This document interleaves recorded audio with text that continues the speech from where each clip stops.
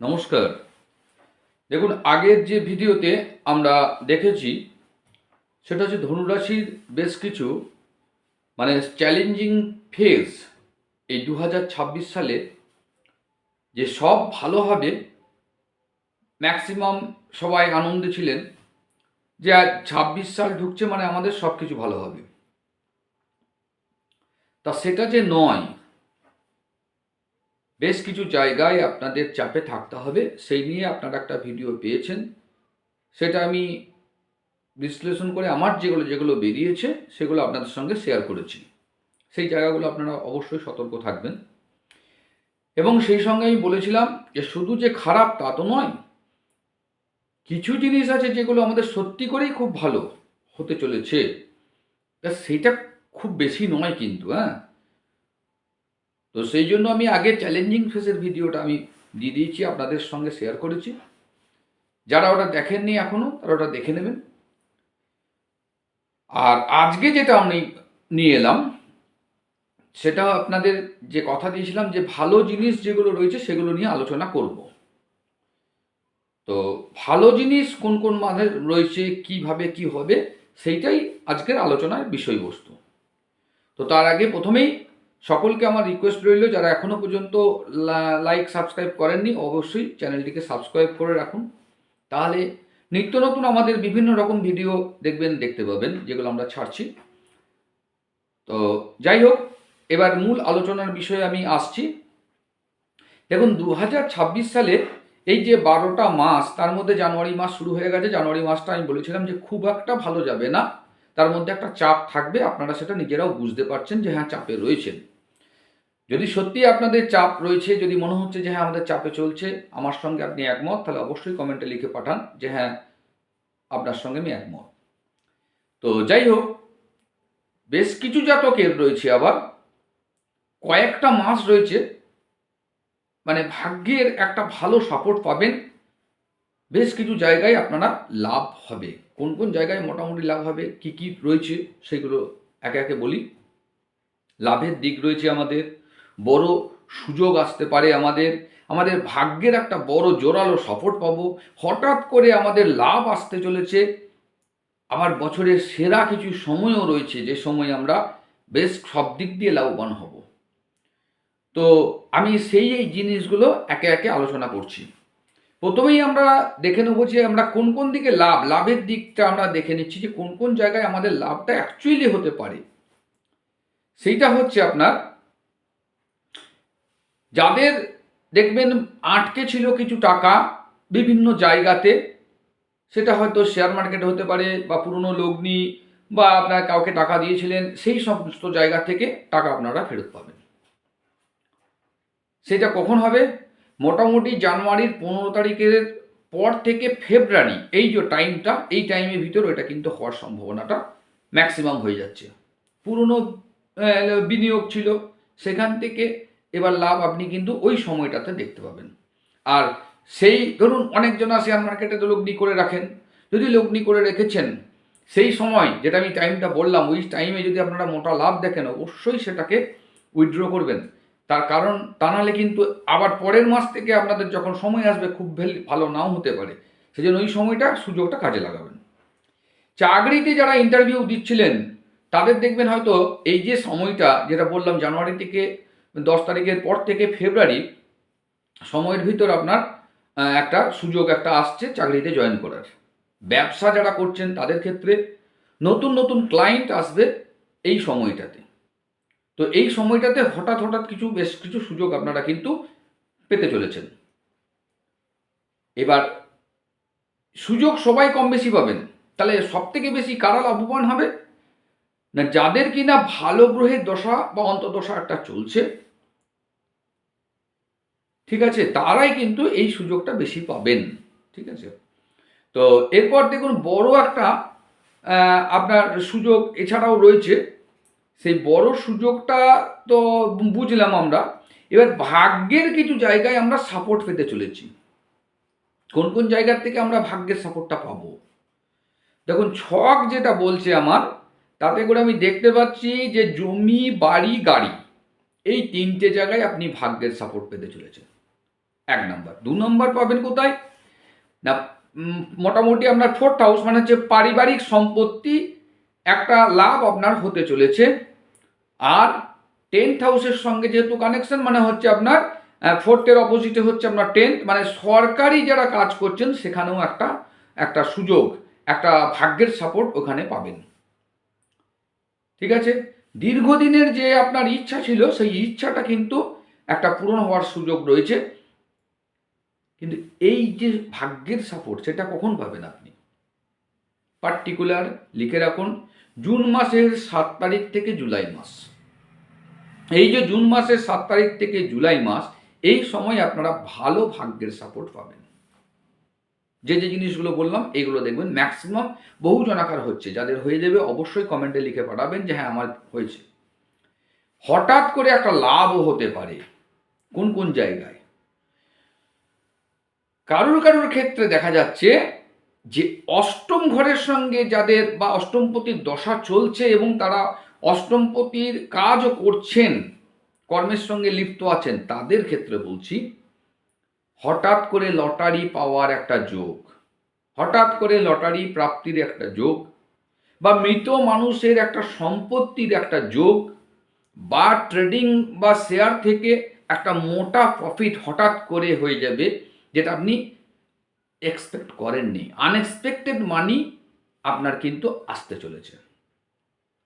Unexpected মানি যাদের কিনা অষ্টমপতির দশা বা অন্তর্দশা শুরু হয়েছে এবং যারা ওই অষ্টমপতির কাজ নিয়ে ব্যস্ত, মানে কাজকর্ম করেন, যেমন ধরুন অ্যাস্ট্রোলজি পড়াশোনা করছেন, অকাল সায়েন্স নিয়ে কালচার করছেন, যারা হয়তো অডিটের কাজ করছেন, যারা ওকালতি করছেন, যারা সেবা কর্মে রয়েছেন, মানে নার্সিং সেবা টেবা এসবের কর্মে, বা ডাক্তারবাবুদের কথাও বলছি, তারাও সেবার সঙ্গে যুক্ত থাকেন।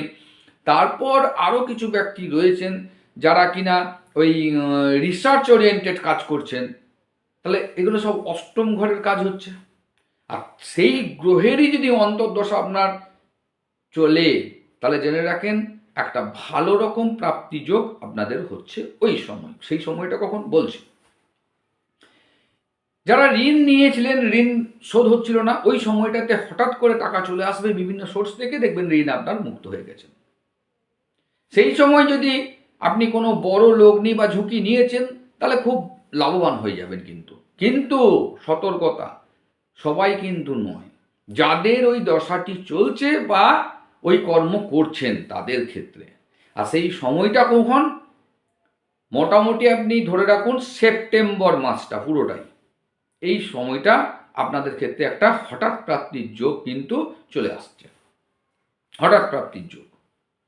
এরপর আমি আসছি বছরের সেরা সময়, যেটা আপনি সারা বছরের মধ্যে পান নাই, সেই রকম সেরা সময় এখন থেকে ক্যালেন্ডারে দাগ দিয়ে রাখুন।